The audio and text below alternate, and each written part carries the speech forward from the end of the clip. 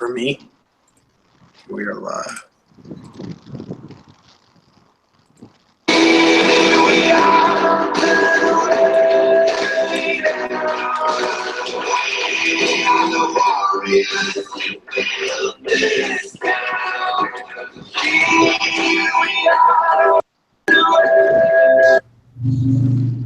So if that does not get you amped up, then I don't know what will. What's going on, guys? Welcome to Fan Movie Fights. We have been waiting probably a while for this. Two gentlemen will fight it out for the chance to take on the champ, Chris Doman, the Streak himself. And first off, let's just get into it. First off, coming off of a win that nobody got to see, a comeback where I actually came back a little bit, but just could not take him out. I'm calling him the Beast because he is the Brock Lesnar of our group. Aaron Turner, what's happening, man? Just happy to be here, man. Nothing big going on. Just trying to keep winning here. I keep telling Matt because I keep telling him not to underestimate you, because as somebody who's faced you, he's a really tough competitor. So I don't see anybody getting knocked out. Well, in that last two matches have resulted with me getting knocked out 4-0 and somebody else getting knocked out. So that's weird. But let's just get into this fight. Matt Beer, my best friend in the world. I know you've been working your ass off for this. How does it feel? I'm very curious. And don't act like I've been going like, oh, I'm gonna win. I'm a champion. Don't act like that. I just said I haven't seen the match, so I don't know what to expect. Have you watched his Schmodown? I don't know. There's so many. Well, I mean, like his competition one. I don't know if I did or not. I probably did, but he's really good. Had to be a little while ago. Can I just give a quick prediction? Yes. Pain. Sorry, I just had to do the thing. I'm just going to mention this. You got to get me on the Schmodown sometime so I can talk about my obsession with the law.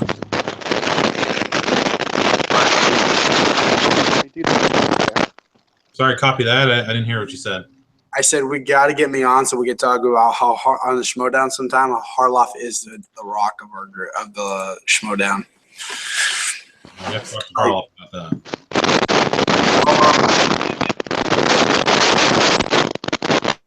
All right, so let's get into it, guys. Let's get into the intros because we all need to do this, and we have a live show after this, so we're trying to get everything done. Ladies and gentlemen, coming up first, Led Zeppelin, Kashmir, Matt Beer.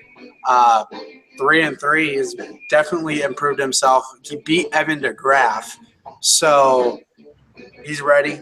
He gets one last shot, and definitely something to look out. Can I just say I also saw Led Zeppelin last year, so I mean that was a pure honor. But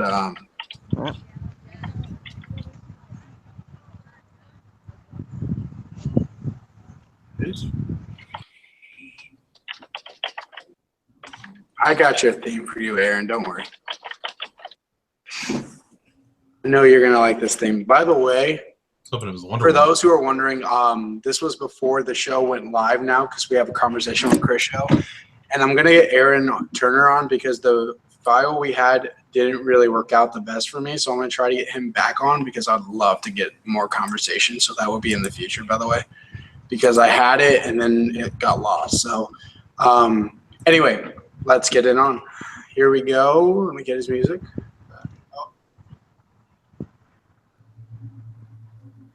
No, we don't want any MC. No, I don't want Fear Factor. Tonight at 10. No. Great song, Chris. I have a song. We went to Fear Factor. Fear Factor. That's a good show. Kind of. Not really. Starts tonight. Oh. He is coming out to the Dark Knight. Please welcome the Beast, Aaron Turner. He is back, ready to kick some ass. That's right. Drinking Superman Cup. Oh, I knew it. The second you asked me to pick, I knew it. And he has a Superman Cup. Okay, ladies and gentlemen, let's just get to it. I know you guys have been waiting. You guys have been patiently ready. Are you fellas ready? Let's do it. Yeah. Let's fight, guys. Okay, so round one. What is the most accurate but still entertaining biopic of all time. Now, I'm going to give this to Aaron Matt because he actually, know what? Screw it. Matt Beer, he is Aaron is the favorite. So because of that, we're going to let you go first. Oh. What, in your opinion, is the most accurate but still entertaining biopic? Well, I had to do a lot of research before deciding what I wanted to do, because a lot of movies that could be really accurate are also not very exciting. They can be boring at times. But the movie 127 Hours is, you know, it's probably more accurate than what it needed to be. It's definitely a movie that nobody, not nobody, but most people couldn't handle at times because of how graphic it gets. James Franco makes it entertaining, so I'm going to go with that. Okay. Aaron Turner, go ahead. I'm choked. Well, I mean, some people would classify it as a gangster film. It's actually classified in AFI as a biopic, and that's Goodfellas, directed by Marty Scorsese, starring the great Ray Liotta as Henry Hill. It is a biopic of his life, and it has an amazing cast around it, and it's a great film. So that's what I went with. All right, gentlemen. Since we are in a short time limit, I am going to put a minute each to give your representation why. Oh, well, okay. Because we're kind of on a time limit. So a minute and 30 for each person. Go ahead, guys. A minute and 30. Go ahead. Right. Do you want to go first, or should I? I'll Go restart. ahead. I'll restart that. Hold on. Okay. Now go, Matt. Let me know when we're good, Chris. Okay. You are good. Go. Okay. Got a notification. All right. Yes, Goodfellas is a fantastic movie. There's no denying that at all. But 127 Hours could easily have been just this boring and pretty bad movie all around. But James Franco not only makes it entertaining, but he makes it one of the best movies of that year. It's very funny. Like I said, it's hard to watch, and it's a great movie to, inspire people. It's an inspiring film where you can go from one of the worst situations possible to possibly getting out. So, well, Goodfellas, like like you said, 127 hours is hard to watch. Goodfellas isn't hard to watch at all. It's quite an easy watch, and it's entertaining all throughout. Especially Joe Pesci and his relationship with Robert De Niro, and their relationship all with Ray Liotta. It's well directed, it's well acted, it's everything, and it's become a great story that it's never not entertaining. It's a film you can watch anytime it's on. 127 hours. While it is a great film, it's just that's a one and done. That's okay, I don't want to watch that again. But Goodfellas, you can watch it anytime it's on. right. And it's Dennis Singh's favorite movie, so there you go. True, but I mean, you know what? I didn't even realize Goodfellas would be counted, but if it does, whatever. Give him the point. Seriously, give him the point. I can't argue against Goodfellas. Dude, it's like my number 4 favorite movie of all time. I thought La Come La on. Land was. I have no weaknesses against it. How am I? All right. Give it to him. All right. Yeah, Aaron. I would have chose that. I would have chose that if I realized it was a biopic. Yeah, Aaron Gotta Turner. give it to him. Okay. All right. Aaron Turner gets the point. There's no way I would have fought. No matter how good or bad of an opponent I'm facing, if they're choosing Goodfellas, there's no way you can win that. Okay. No, round 2, I guess. Aaron's up 1-0. Matt, you got to get this one, man. Best performance was somebody betraying a real life person. Aaron Turner, go ahead. Oh man, this a lot of people are gonna laugh at this one, but it's true. I took Jennifer Lopez in Selena as Selena. Yeah. It's a great performance. Yeah. And, just like Goodfellas, with this question, there's only one answer you can go with, and that is Robert De Niro. Matt, hold on. Can he guess it? Can we see if he can guess what it is? I said part of it. Uh-oh. Okay, Aaron, guess what he thought was the real life performance. I have no idea. Yeah. There's too many. I would say maybe Ray Charles or Jamie Foxx's Ray Charles would be the only other one that came to mind. Okay, go ahead, Matt. When you think of somebody who gives the best performance portraying a real life person, there's only one person you can go with, and that is Robert De Niro playing Jake LaMotta in Raging Bull. Okay. Okay, let me put a minute and a half on the clock. By the way, can I just say that Matt just saw that for the first time this year? So, all right, go, guys. Well, here's Jennifer Lopez and Selena. She did such a good job and such a good portrayal that people these days that don't remember Selena when she was alive think that Jennifer Lopez is Selena. It's weird. It's a very weird thing. And she did such a good job. She's a good singer. Her career blossomed after that. So Jennifer Lopez as Selena nailed it in every sense of the word. I mean, I'm just focusing on her on this one, but there's a multitude of performances of people with her family that do just as well. Look, yeah, she was good in the movie. That might have been one of her only very few good performances in anything. But I mean, come on, Robert De Niro playing Jake LaMotta. You can't beat that. He portrays a man who loses everything perfectly. It's a heartbreaking movie to watch, but it's also a very entertaining movie to watch too. Not only is it the best performance by an actor portraying a real life person, it might be the best performance of all time. It is, in my opinion. Like, period. I mean, Jennifer Lopez, she sings, she dances, it's very entertaining, and it's tragic as well. She dies at the end. Spoilers. That's what happened to Selena. She died at the end. So it's a tragic story as well. I mean, if but we're it's talking for an entire cultural section of people that love that person and love that film and love those songs. Yeah, I mean, if we're talking best performance, though, we're not going by if she's good at singing or not. Yeah, like I said, she's good in the movie, but Robert De Niro makes you believe. Okay. Okay, final rebuttals. So what I'm going to say, I'm going to give Matt the first choice because I heard a little bit and I want to hear more about this. So Matt, give your final rebuttals, but give me reason because I've heard enough for this. The reason why Robert De Niro's performance is better than Celine Dion's. Not Celine, Jennifer Lopez's Celine. So just give me. We've heard some of that. Just give me a reason why Robert De Niro is better as a performance than Jennifer Lopez and Celine. The reason why he gives a better performance than Jennifer Lopez does in there is, like I said. Yeah, okay, going back on what you said about Jennifer Lopez, people think she was Selena, yeah, whatever. Selena. I'm not good with English. Selena.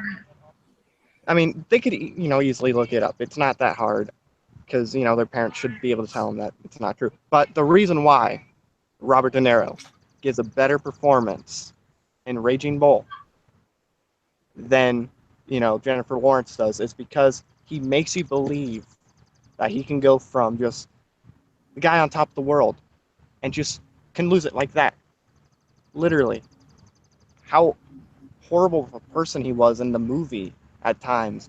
How abusive he is at times.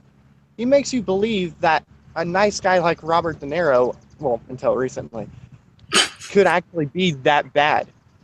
I still see Jennifer Lawrence, when I watch that movie. I don't see Robert De Niro when I watch Raging Bull.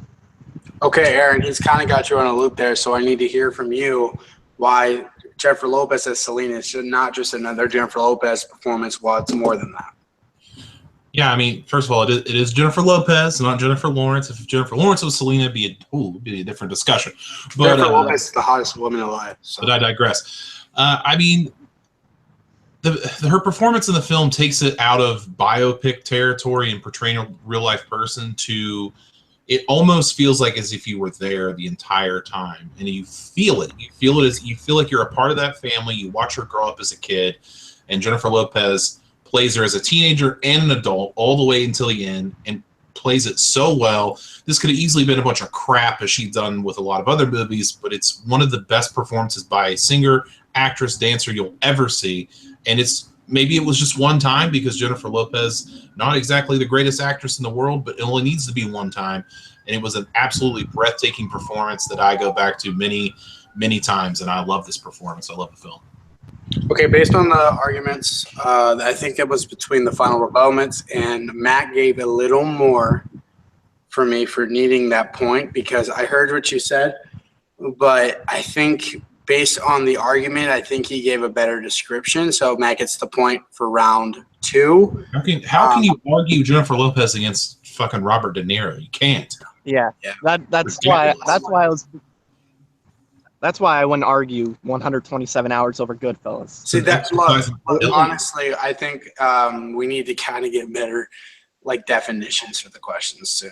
I'll talk to Henry about that because it's kind of obvious. It's hard, for a question like that. Like if you said like Raging Bull was out, then I think it would be more than like a challenge like that, you know? Okay. Are you guys ready for round 3? Yeah. All righty. Round 3 is, wow, I can't believe we're already going this quick. Round 3, name a thriller that is still great even though you know how the ending ends. So for this question, I'm looking for what is still an amazing thriller, even though the spoiler. Now, I have a feeling that you guys are both going to give the same answer. So I'm going to let you guys go ahead and give yours before we give our speeches. So, Aaron, what is yours? My film is Old Boy, and not the bull crap. Oh, the original foreign film. Man film by Barry. Yeah, Spike Lee. Yeah, Matt's favorite director. Matt Beer, who is your... It wasn't his fault. But. No, it wasn't. Go ahead, Matt. What is your pick? It's The Sixth Sense. Okay. So I think Matt went first last. No, Aaron went first last time, I believe. I honestly don't remember. Okay, so let's let Matt go first this time then. Okay. So to me, the reason why The Sixth Sense, even though you know the ending of the movie, is still the best thriller of all time, is the way M. Night Shyamalan writes it and directs it. Okay, because if you go back and watch it after knowing that he's been dead, he puts little tiny things in the movie that once you know he's dead, you start noticing, like he doesn't, like the way he sits down is a little bit different and things like that. Plus, I mean, Haley Joel Osment gave one of the best child performances for sure, and this movie made you forget that Bruce Willis was John McClane. You don't see him at all in this movie. Okay, go ahead, Aaron. I'm going to try to make this quick because I'm sure a lot of people haven't seen the Korean version of Old Boy, so I'll try to make this as quick as possible. But it's basically the story of a guy that's a drunk, and one day he wakes up and he's been imprisoned, and he doesn't get let out for 15 years. And he gets let out one day just randomly and just gets to go about his life. Then he meets up with a young lady at a restaurant. They form a relationship, and as the film progresses, you find out that the relationship that he'd been having with this woman, a sexual relationship as it may be, ends up actually being his daughter that he was estranged from for 15 years. And instead of telling her, once he finds out the truth, he decides to cut his own tongue out so he can no longer speak. Now, it's gory, it's incestuous, it's all of these things, and yes, that's very edgy subject matter, but it's a great film that you find little pieces of every single time to come back to, and the ending is absolutely shocking. Yeah, it is. Yet I continue to come back to it. I wrote a college thesis paper on it. It's a film that I can watch until the end of time, and it's heavy subject matter, but it works, man. It works over and over again. I love how, like, knowing him personally, how he has wrote a college thesis paper on Old Boy and Ancestry and Batman. That does not tell you why he went to college. That tells you why he's awesome. Okay, 1 minute and 30 seconds on the clock, starting now. Okay, look, Old Boy, yeah, it's a great movie. There's no denying that. But there's a reason why M. Night Shyamalan was thought of as the next Spielberg. This movie literally could have been horrendous. It could have been this. I'm going to tell you, Matt. Like, hold on, let's stop time. I want to hear why the ending matters more than Old Boy. That's what I want to hear. I don't want to hear about the movie. I want to hear about the ending of Old Boy. The reason why, it's impacting, like you said, is because when you watch the movie for the first time and you find out he's dead, and you watch it again, it's a completely different experience. It changes everything. From when you watch it the first time. Like I said, you notice little things that you wouldn't have thought of when you watched it the first time. Like how he sits down in a chair and such. Okay. With like little hints. Same with you, Aaron. I want to hear why the ending is more important than The Sixth Sense. Well, oddly enough, they're quite similar in that as you get to the end, it's absolutely shocking. You did not see it coming, but they're actually a lot alike, which is weird. But like you go back and you see the little pieces, but once you find out what Old Boy's actually about, that's when it changes the dynamic. Once you find out their relationship. It's not about his imprisonment. It's about time. That's what the whole film is about, is making the most of your time and not being a piece of crap and dealing with and living with your loved ones and living your life the way it should be. It's all about time, which completely changes the film. And once you go back to it and you figure that out, you find a different meaning in it every single time. Okay. Final rebuttals. Go ahead, Matt. Look, Old Boy, like I said, it's great. There's no denying it. I think we can agree both these movies are great. I think we can. But like I said before, there's a reason why M. Night Shyamalan was thought of as the next Spielberg, which many people think is the greatest director to ever live. This movie, if you give it to a guy who has half the talent that M. Night has, this is a very confusing movie. This movie can go all over the place, and, you know, it just ends up being a bad movie. M. Night, the way he writes it, the way he directs it, gives you an experience that changes after every single time you watch it. That ending, the big twist at the end, when you go up to somebody and say, hey, name a movie twist, that's the one that's talked about. So, with the incredible performances by Haley Joel Osment and Bruce Willis, who, if he didn't give as good of a performance, you would have saw John McClane. He makes you believe that he's this completely different person you never met before. So. Okay, Aaron, he's got, like, I was with you with the time thing, but his rebuttal got you a little bit, so got catching up to do. So let's hear your final rebuttals. I'll actually just kind of keep this short. I think The Sixth Sense is a great film. I think Old Boy is a great film, and it's criminally underseen because it being a foreign film. But I would like to quote director Eli Roth when he saw Old Boy for the first time. He said, "I saw Old Boy, and I couldn't speak." And that's exactly how I feel about it. I could not speak. I was so captivated by what had happened, and my brain almost exploded from it. So, I mean, I'll just leave it there. The film will change your life. The Sixth Sense, you watch it and you're just like, okay, well, that was fun. Now I'll go back and watch it.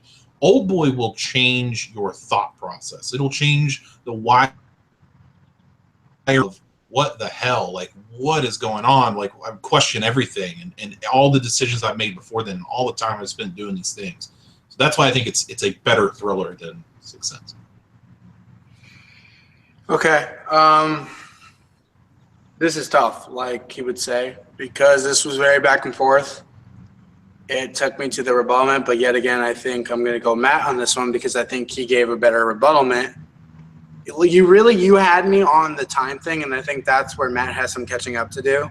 Because that time thing, if we were to cap with that, because I thought that was fantastic, by the way. The time thing where you were saying, I think that, but the last argument kind of just took me away a little bit, so Matt gets the point. Round 4 is the surprise question. Now, we originally had a question that neither movies of these guys have seen, and Aaron asked if we could change the question. And I like this, so thank you first off, because this is the introduction of a new category called surprise question, and this is where no one knows the beginning of the question. I'm going to give you guys 2 minutes because this is for debating, because this is a surprise question. So in celebration of The Mummy coming out this week, are you guys excited for that movie first off? Yeah. More excited for It Comes at Night than I am The Mummy, but okay. Yeah.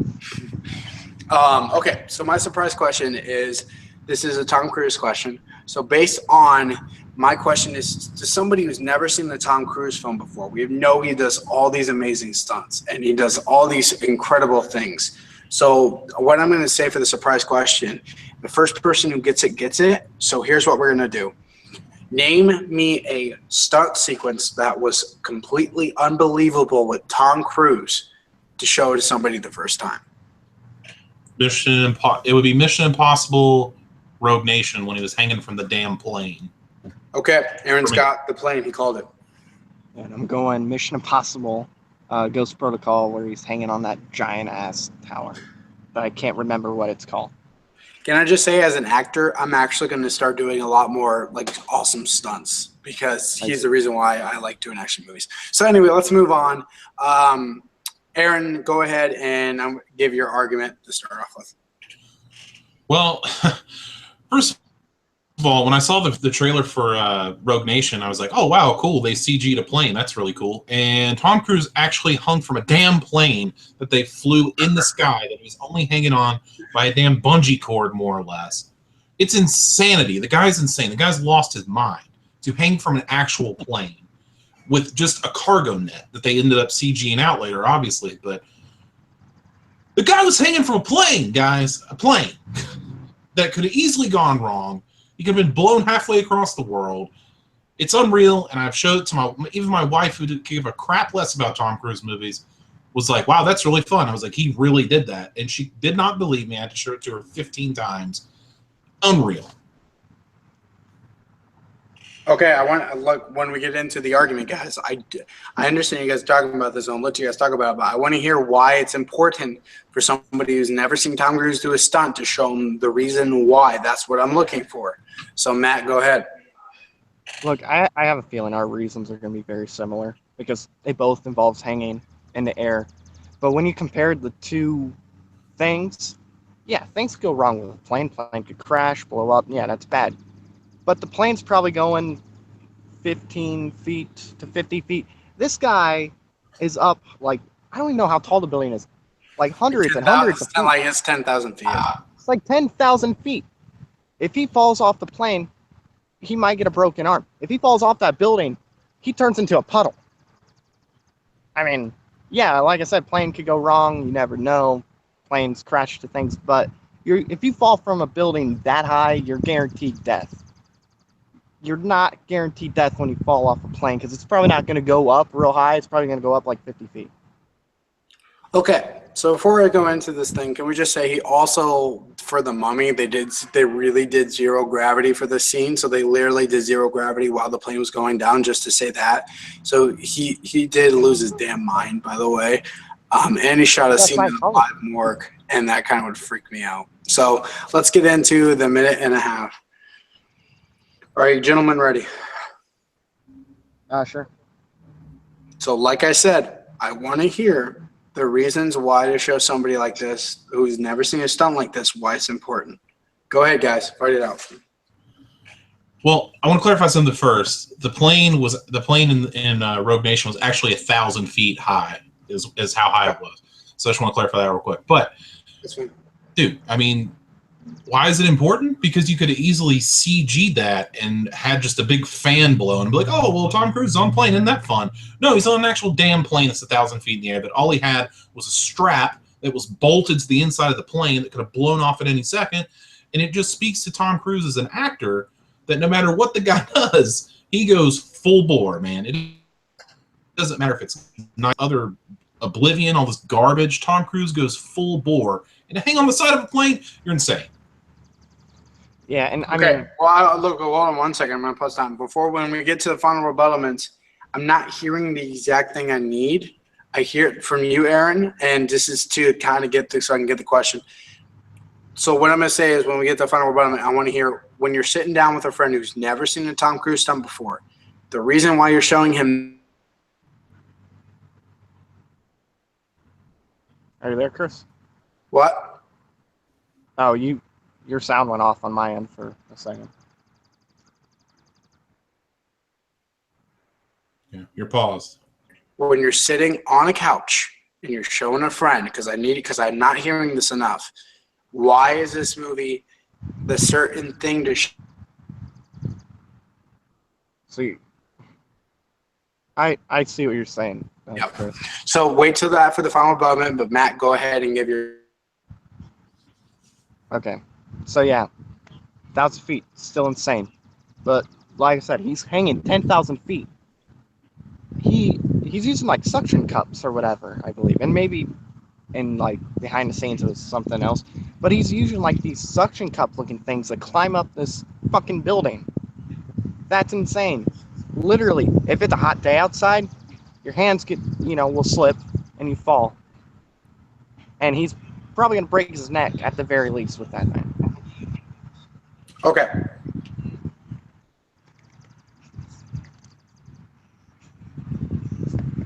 More important to show somebody the plane sequence than Abu Dhabi because you're kind of. Sorry? he can kind of get, because he's kind of getting you at this time. He's getting a little. You're cutting out big time. Oh, fuck. Okay.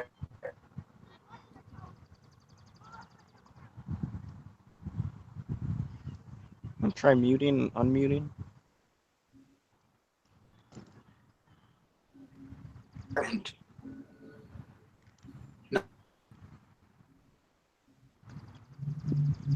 So this certain plane scene on the couch, somebody who's never seen it before. Yeah, you're cutting it out. I haven't That's heard you what for like we're 5 gonna minutes. hear. Go ahead, because he is getting you by a little bit. See, food is being cooked, Chris, so we need to hurry. I want that food.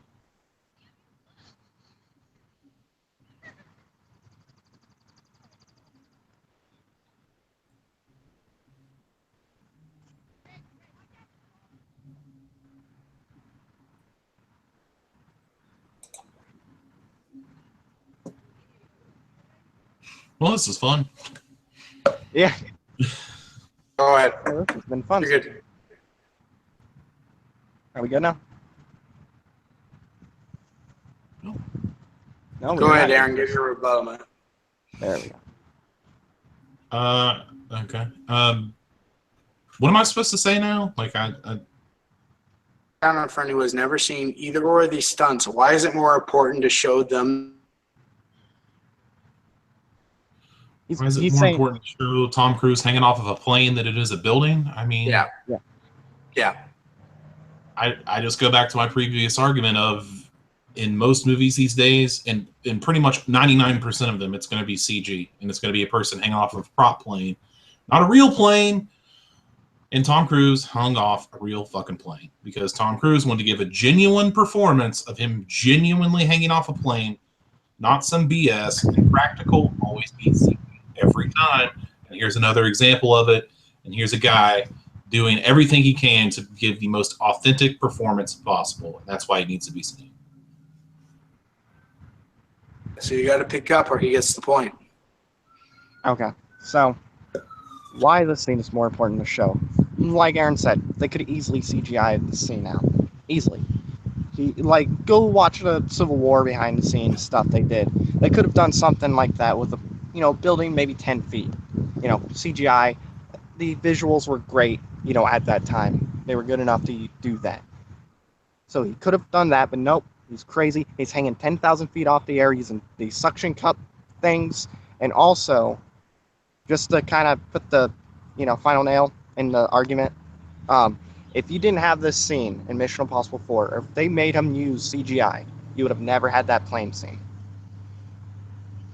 So, if this scene would have never existed, we would never have gotten that crazy scene in Rogue Nation.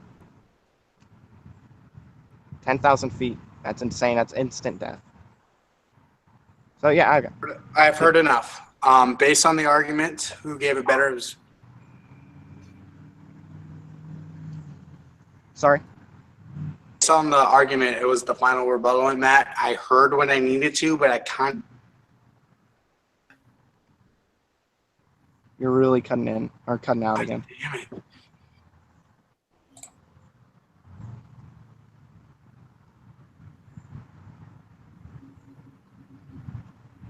I'm gonna watch this. Okay, based on the argument, who gave it?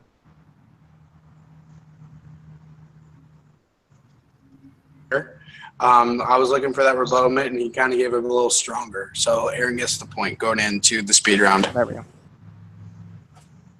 So we're getting into speed round. Aaron gets the point due to, I think it was between the rebuttalments who gave it stronger, and I think Aaron gave it a little more. But it was a really good argument. It was kind of really tied up because this has been a really hard fight. 2-2. Let's get into the speed round, fellas. So we are tied. So the first person to get to 5 will win. If we're at like 4-4 or something like that, we're going to go shootout. So speed round. We're going to do the old thing that we haven't done in a very long time. We're going to do the bargain bin. So I got 2 movies in the bargain bin. What movie would I rather want to watch? Predator or The Nice Guys? First person that gets it.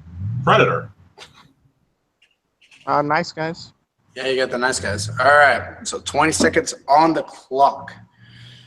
20-second. Do you know how this goes, Aaron?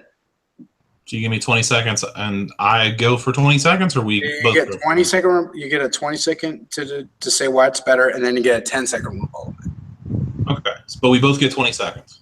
Yeah, you both get 20 seconds. So it's kind of like a speed round for like movie fights. So whenever you're ready, I will start. I'm ready. Go. Should just be a 2-word answer. It's Predator. But, I mean, come on. Like, Arnold Schwarzenegger, Jesse the Body Ventura, Carl Weathers, classic sci-fi alien. If it bleeds, we can kill it. Get to the chopper. All those great things in there. It's got to be Predator. It's only Predator. Okay. All right, 20 seconds on the clock, Matt, and go. All right, when I look at a bargain bin, what do I want to watch? What can I watch with friends? And The Nice Guys is a movie I could watch with anybody. It doesn't matter who you are. It's funny. It's sexy at times. You got great performances out of Ryan Gosling and Russell Crowe. I mean, yeah, Predator's great, but you're not going to be in the mood to watch it all the time. With The Nice Guys, you can be in any mood. All right, gentlemen. So I heard what you guys said. So what I want to hear now is I want to hear why you want to watch this on a bargain, like get this from the bargain bin. Why do you want to get Predator more than The Nice Guys? And why do you want to get The Nice Guys more than Predator? 10 seconds when you're ready, Aaron. All right. Well, I mean, I completely disagree about wanting to watch Predator all the time. It's a classic. It's iconic. It's Arnold Schwarzenegger at the height of his powers. Gosling and Crowe are great in that film, but Arnold is all time in that film, and it's a movie that's endlessly watchable. Yeah, I know. It's tough. 10 seconds when you're ready. Matt, you're kind of on a slow burn. You gotta pick yourself back up for this argument to win this point. You ready? Yeah. Go. Like he said, with the bargain bin, what do I want to pick up? I'm going to pick a movie up for friends. Everybody can like The Nice Guys. It has the comedy, has the action. Like I said, sexy. There's surprises in it. Time. I know. These are tough. Based on the argument, I got to give the point to Aaron. I think he gave a better thing for it. These rebuttalments, we're still probably it's going to keep going. But based on the rebuttalments and who gave it stronger, I think Matt did give it a little more, but I think Aaron did give it a little better. So let's get into the second round. It's a very close race, guys. It's the first person to 5, and we're 3-2. So it's a lot better than we would have thought. And you guys also don't have a 4-0 loss like I do. So, okay, guys. What movie was like? So the second question is a superhero film in the 2010 decades. 2, what movie? The first one gets why did a particular film have the impact that could have brought something to this? Why did it fail miserably? So your 2 choices on why this movie failed miserably for the universes: Fan-4-Stick or Green Lantern? Green Lantern. Fan-4-Stick. Okay, Matt gets Fan-4-Stick. Aaron gets Green Lantern. All right, whenever you're ready, Matt. Okay, look. Hold on. And go. Okay, look, Fantastic Four or Fan-4-Stick was supposed to connect the universes all together, and yet again we get another crappy movie. But with Green Lantern, you could kind of tell that movie was going to suck.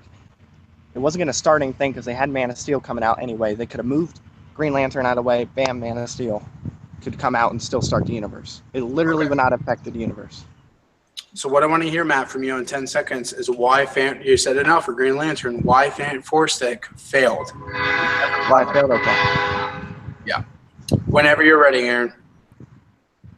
Why Green Lantern failed as a DC property is because it's completely uneven. You have one of the most charismatic actors in the world, Ryan Reynolds, playing a superhero with beautiful CGI on the planet Oa, and great characters in the right place, and they completely blew it in the second and third act. It was on the right track, and it goes completely off the rails in the second, third. Okay, time.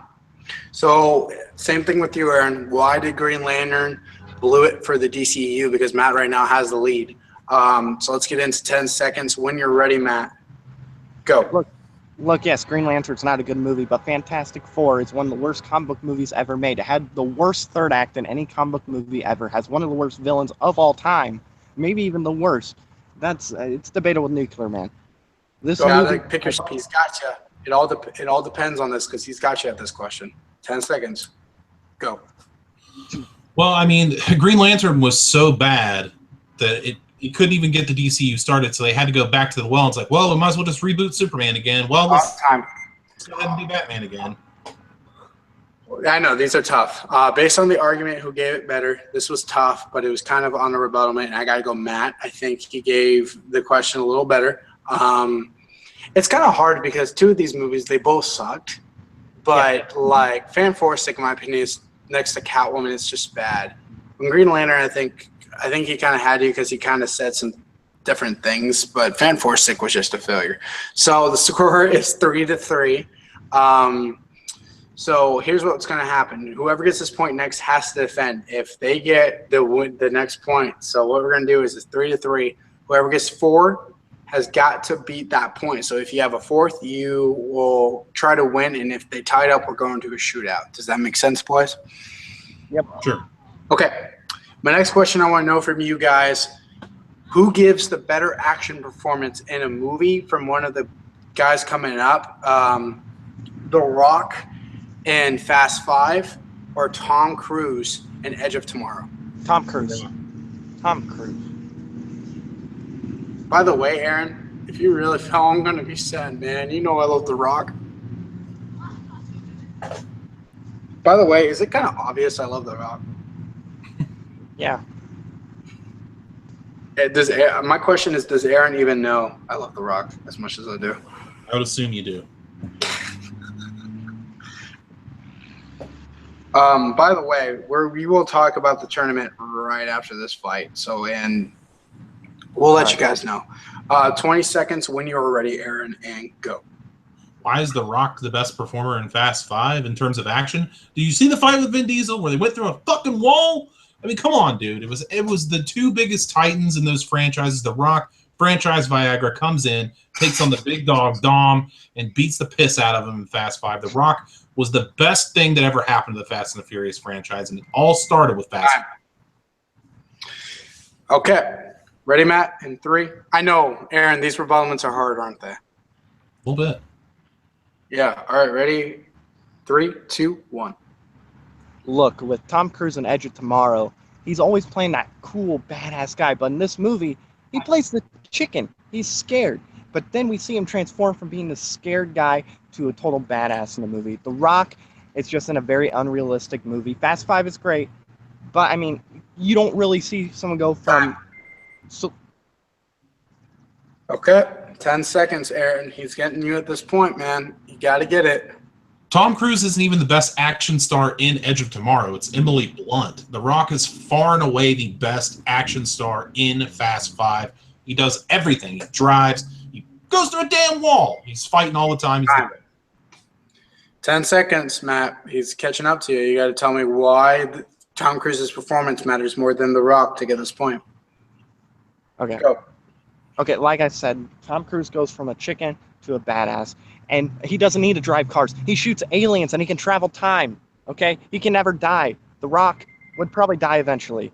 And okay, based on the argument, I got to give the point to Matt. I think the whole chicken thing kind of got him to the win because, look, the thing with Fast 5 is it is great, but he kind of got you. Aaron, does that make sense? Because he kind of got you when he was talking about the chicken roll and something we never seen before, where The Rock just feels repetitive.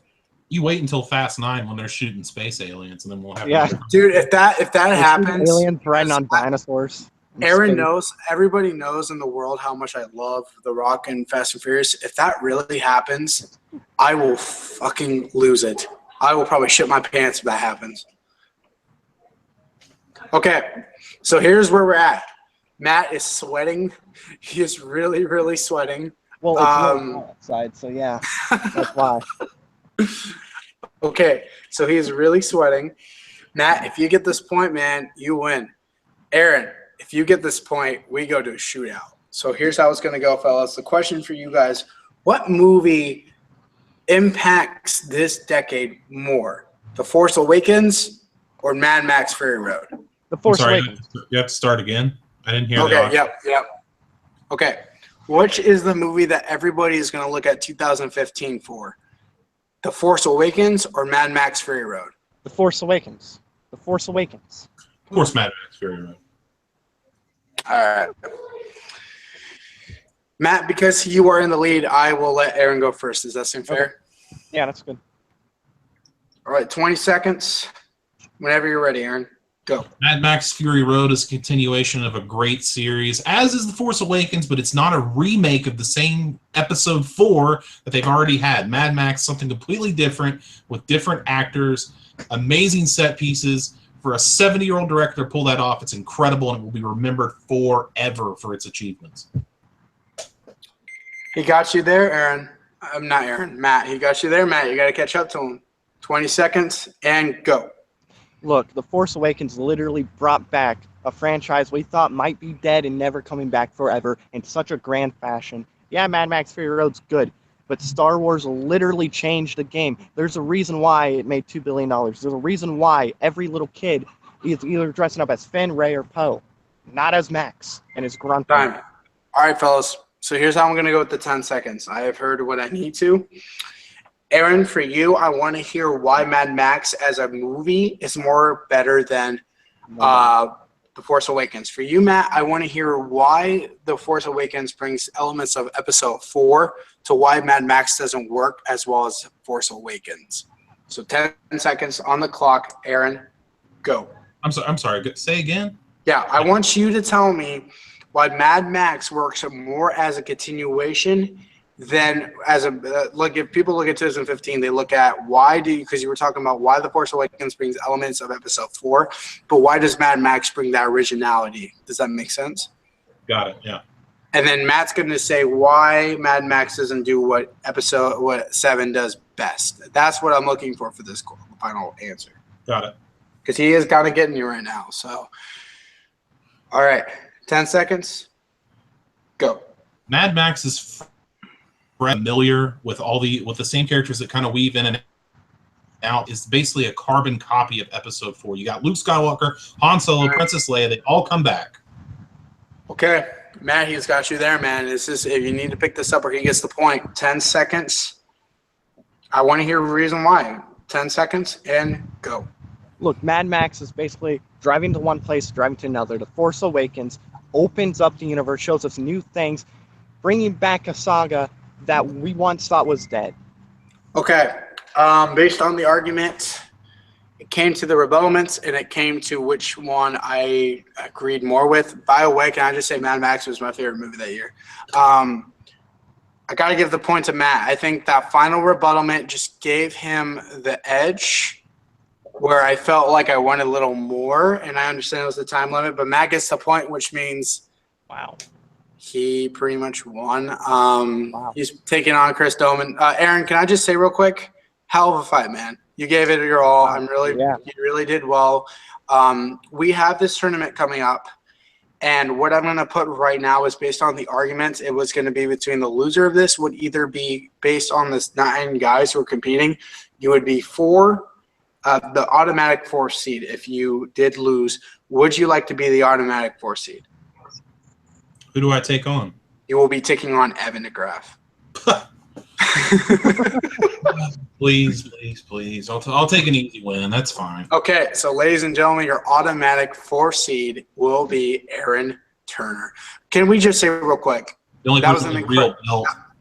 That wasn't, it's an Intercontinental. I'd rather have the World Heavyweight Championship. Can I just say that was an incredible fight. You gave him his money. Yeah. Incredible fight, man. It really was. Yeah. I was honestly scared with a lot of these. Because here's the thing I'll say. Chris Doman is going to lose eventually. A lot of people don't make it, but when you have the loss, it's about coming back from that loss. And I think you're going to go into great heights. And great performance today. You definitely gave it your all. Matt Beer, what do I say? He came from a 0-3 record to now 4-3. And you are going to be taking on Doman. Now, I'm going to try this. Now, I don't know if he's going to answer, but let's see. And they're shooting a commercial over there right now, too. Are they really? I'm going to see what he says. Something. One of the mics. Aaron, no, he did not answer. But do you have any message? Because Aaron, first off, what would you have to say to Matt Beer? He came back from a 0-3, and now he is playing in the title. Well, the first thing I would say was it's a great fight. And the only message that I really have for you, Matt, is see you real soon. Yeah. That's all I got. Okay, Matt Beard, dude, what do I have to say, man? It's a proud moment. You gave a hell of a fight. You ready to take on Doman? I'm ready. And let's remember, Doman, every single time I got a little closer, I was always on your neck. I'm that flea that sticks to your neck hairs. I'm coming for you. I'm taking that title from you. Watch out, Doman. And by the way, action fights, I'm going to say this right now. The way I counted with classic movie fights, action fights did not count. So he has 2 losses to Doman. So this is what should we is this the last chapter of the trilogy? It may be, but it'll probably turn into a franchise or a saga. All right, ladies and gentlemen, well, that's going to happen. The championship fight will be on June 30th. Mr. Turner is going to be the 4th seed. He'll be taking on Evan DeGraff in July. Do you have any words you would like to say to Evan DeGraff? Run for your life, kid. Also, we have if you guys have not watched the Jacob and Malcolm fight, when this is up, that will be out, so go check that out. We had a pretty big record that I never thought would happen that just recently happened. But there we go, guys. That is going to do it for us. Next week, Aaron Carnell and me will be debating on who is the greatest action star today, The Rock or Tom Cruise. We are just about to go do the live show. So, by the way, Aaron Turner, if you have any time tonight, you are more than welcome to join our live show. We'll be talking about the Mummy and stuff like that, but I guarantee you're busy. Yeah, I'm actually getting ready to have dinner with the wife, but I appreciate it. Ah. So, yeah, you're invited anytime to join our live show. Thank you so much for coming on, man. That was a hell of a fight. We'll see you soon. Yep. That's it for us, guys. That's going to wrap us up tonight, guys. Thank you so much for watching. Until next time, fight on.